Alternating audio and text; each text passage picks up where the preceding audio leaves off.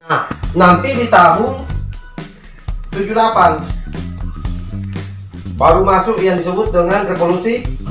Di sini sudah mulai masuk fase sistem pertanian modern atau yang kita selalu sebut hari ini konvensional. Jadi masalah soal pertanian yang terjadi hari ini itu dimulai di sini. Jadi yang pertama yang saya mau antar ke teman-teman sebelum masuk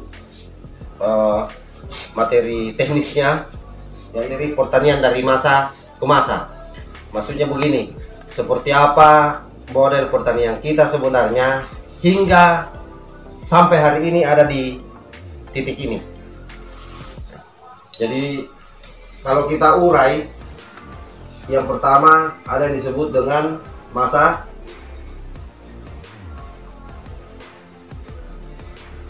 prasejarah di sini.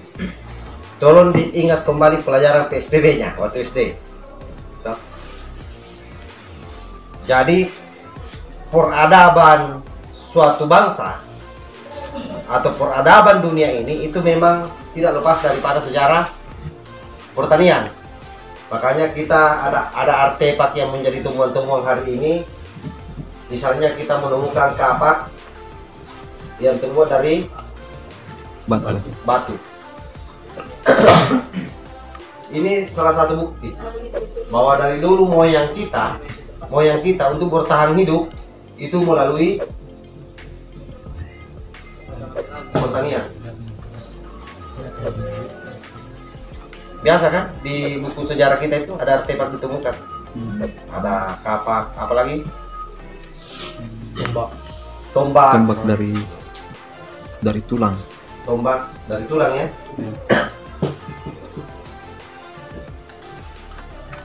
Petani atau pemburu. Nah, pasti di situ, kisaran di situ. Nah, lalu setelah zaman ini kan orang menyebutnya zaman batu ya. Yeah. Zaman ini setelah ini zaman apa? Apa? Zaman apa setelah ini? Fase kehidupan manusia selanjutnya apa? Setelah itu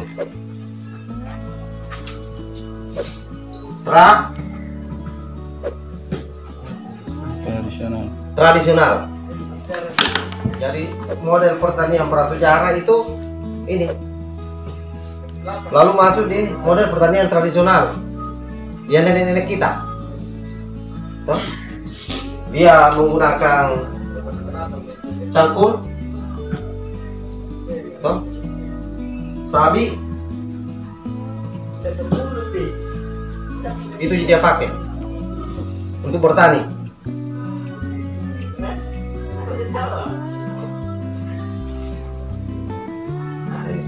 Jadi diantar dulu kembali ini zaman tradisional ini, kemudian prakala, toh prakala. Nah, di fase ini, di sini belum ada pupuk ini, tidak ada pupuk ini. Jadi fase ini tidak ada pupuk, toh? Di fase ini tidak ada pupuk di sini. Artinya di sini tidak enak jika kalau mahkota apel saja orang itu butuh apa-apa. Nah, nanti di tahun 78 baru masuk yang disebut dengan revolusi hijau, Grand Revolution atau revolusi hijau. Di sini sudah mulai masuk fase sistem pertanian modern atau yang kita selalu sebut hari ini konvensional. Disinilah masalahnya dimulai. Jadi masalah soal pertanian yang terjadi hari ini itu dimulai di sini. Saat masuk pupuk waktu itu. Tetapi dulu orang tua kita, nenek-nenek kita dulu juga menolak ini pupuk sebenarnya. Cuma cara penolakannya dia tidak radikal. Caranya menolak itu kadang-kadang pupuk itu dia hanyutkan di sungai. Baru ketika datang PPL-nya, dia bilang saya sudah pakai. Padahal sudah dihanyutkan di sungai. Menolak pada awalnya. Tetapi karena terlalu kuat juga ini tekanan untuk menggunakan itu, akhirnya dia gunakan juga. Di fase selanjutnya 10 tahun kemudian, petani sudah tidak percaya diri bertani kalau tidak menggunakan pupuk. Sibuk mencari pupuk. Artinya apa? Mereka sukses membangun yang disebut dengan ketergantungan. Dan itu juga sebenarnya penjajahan. Cuma kan penjajahan kayak bantu.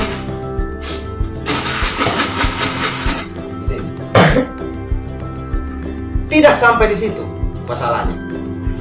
Masalahnya adalah para petani kita juga selain pada proses produksi mereka digantung dengan pupuk, pestisida, bibit, juga pada saat penjualan dimainkan oleh pemodal kartel yang sistem hijau itu, yang masih dipohongi dan langsung dipergi dibeli. Toh? Dan petani tidak berdaya. Apa yang membuat petani tidak berdaya? Tidak berupaya menahan diri. Karena di sana sudah ada menunggu utang pupuk yang harus dibayar, harus dilepas. Jadi sistematis ini, sistematis. Ini yang terjadi berulang-ulang sampai hari ini, kurang lebih 42 tahun terjadi. Oleh karena itu kemudian ketika misalnya negara-negara Eropa, negara-negara yang ada di Asia sudah puluhan tahun kampanye soal organik, kita masih di Indonesia masih dijadikan wacana. Kalaupun misalnya kementerian misalnya atau pemerintah mendorong program organik di lapangan, tetapi selalu ada ikut konvensionalnya sedikit. Misalnya begini, orang disuruh memakai pupuk organik, tapi juga masih disarankan memakai pupuk kimia, kan begitu, sekalipun terbatas. Artinya mereka tidak total, setengah hati. Padahal kalau dia mau kan bisa saja toh. Nah, kenapa itu terjadi? Itu sudah di luar domain, jauh dari domain pikirannya petani hari ini. Dan bahkan mungkin tidak ada yang pernah memikirkan apa yang terjadi di balik itu semua. Dengan peristiwa yang sangat sistematis ini. Paling yang petani pusingkan adalah ketika dia butuh pupuk dan langka. Di situ di protesnya toh. Ketika dia butuh pupuk urea, mau menggunakan langka, di situ dia baru protes. Padahal sebenarnya itu hanya urutan kesekian sebenarnya. Penyakit utamanya adalah bagaimana memutus mata rantainya, dan itu tidak bisa dilakukan. Kenapa? Karena itu tadi ada negara di balik negara, ada negara adik kuasa yang memainkan ini semua, dan negara kita tidak berdaya di situ. Negara kita tidak berdaya di situ. Diakui atau tidak? Mereka mau jujur atau tidak? Oleh karena itu kemudian dicatat ini baik-baik. Saya selalu bilang bahwa ada 3 yang diharapkan bisa mendorong perubahan. Toh pada akhirnya memang kalau ini kita harapkan berubah. Yang pertama, perubahan itu hanya bisa dilakukan melalui struktur. Siapa itu struktur? Adalah pemerintah. Pemerintah itu siapa? Mulai dari presiden sampai ke kepala desa. Itu yang diharapkan bisa mendorong perubahan. Tetapi dengan gambaran yang ada tadi itu mustahil. Tidak mungkin itu bisa diwujudkan. Karena kalau mau berubah, orang berubah nih. Sudah berapa triliun uang digelontorkan turun ke masyarakat. Nah, tidak ada perubahan. Tuh? Mulai dari program PMPM dulu, ada namanya PPK, ada namanya P2KP, ada namanya PKH, ada namanya Pansimas, apa lagi? Ada namanya Kube, apa lagi? Kan Indonesia ini paling banyak ini bantuan-bantuannya masuk ke masyarakat, tapi tidak berhasil menyelesaikan masalah. Tidak berhasil menyelesaikan masalah. Bahkan ada namanya bantuan disuntikkan bantuan melalui perbankan untuk para petani di situ bisa mengambil, toh. Tapi juga tidak menyelesaikan masalah. Oleh karena itu, pada lapisan kedua ada yang disebut dengan masyarakat. Siapa itu masyarakat yang bisa diharapkan perubahan? Adalah kita-kita ini secara umum. Di sana ada stakeholder. Ada misalnya tokoh-tokoh dalam satu kampung. Tetapi ternyata mereka juga hanyut di dalamnya, bahkan menjadi bagian. Siapa lagi yang bisa diharap? Harapan terakhirnya adalah garda yang paling di bawah, yaitu mereka komunal, orang per orang yang memiliki kesadaran tentang perubahan dan mau melakukannya.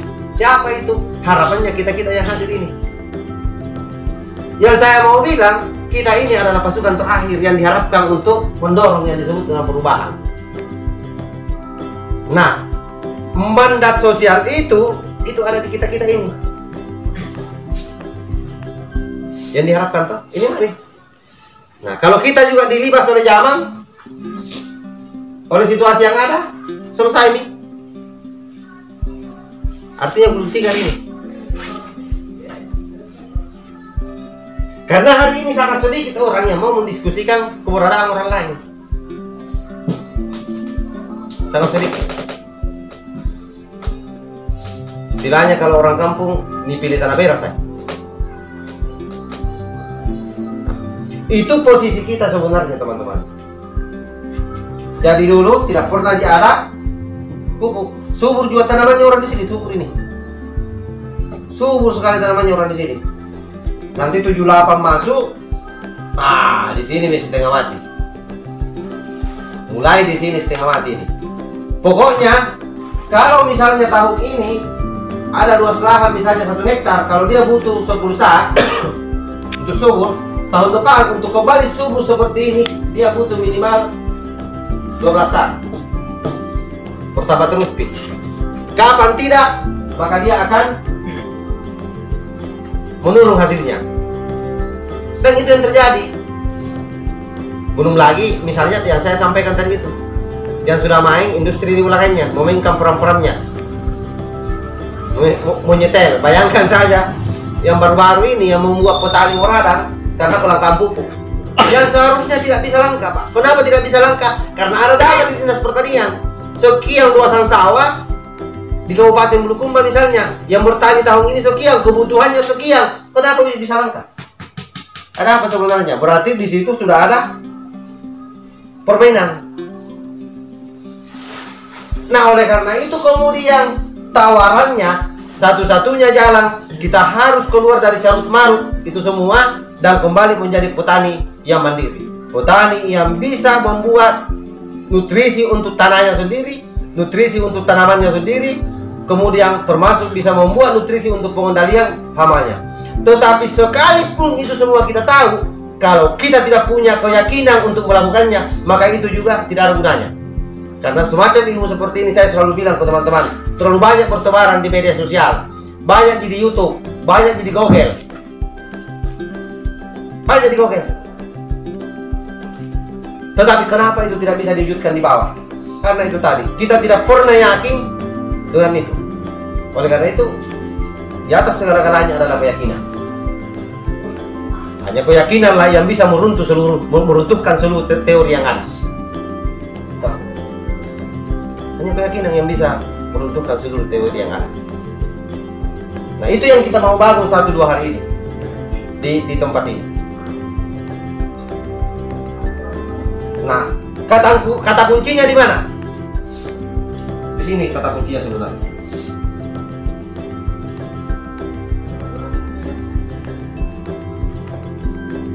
Fokus. Ini kunci.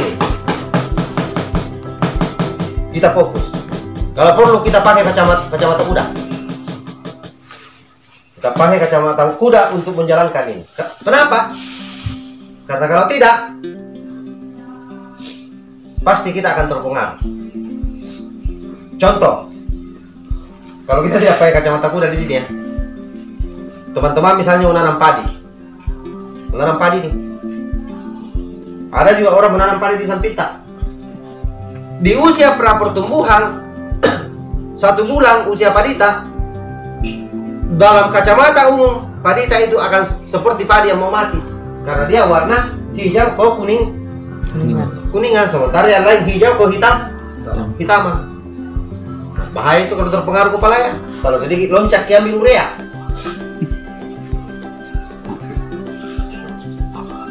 Di fase kedua, pada saat masuk usia peralihan, karena kembali dia akan menguning.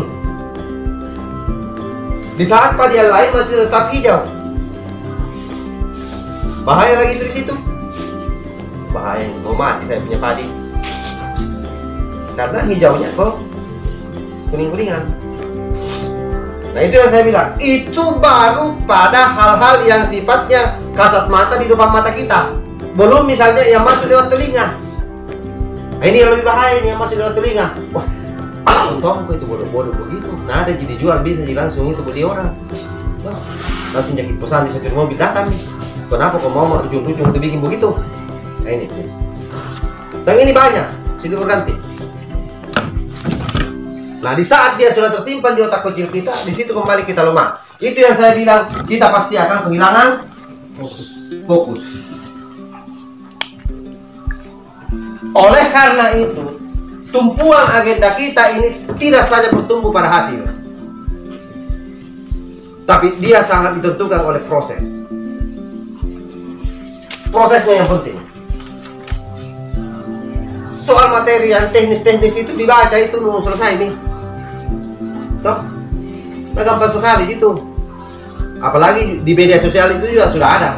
Saya sudah simpan itu di langit materi itu. Artinya orang gampang orang akses kan. Tapi persoalannya adalah melakukannya, dia membutuhkan keyakinan. Tidak semudah yang kita bayangkan. Toh, sekalipun misalnya selama kurang lebih 42 tahun petani ini memikul pupuk pergi di kebun, toh, lalu tiba-tiba kita datang menggantinya dia misalnya dengan 1 botol-botol aqua di bawah-bawah begini saja, tidak mudah itu meninggalkan itu pupuk yang membuat dia bungkuk. Nah, mau diganti dengan botol-botol nih.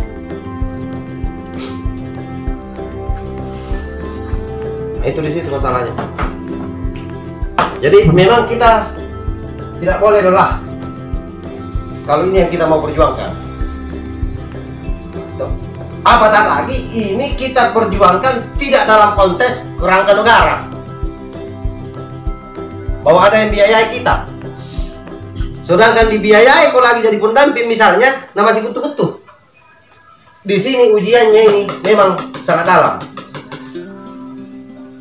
Ya teman-teman yang punya pengalaman menjadi pendamping, misalnya, sudah ada transfer disiapkan oleh negara, nah biasa laporan ji.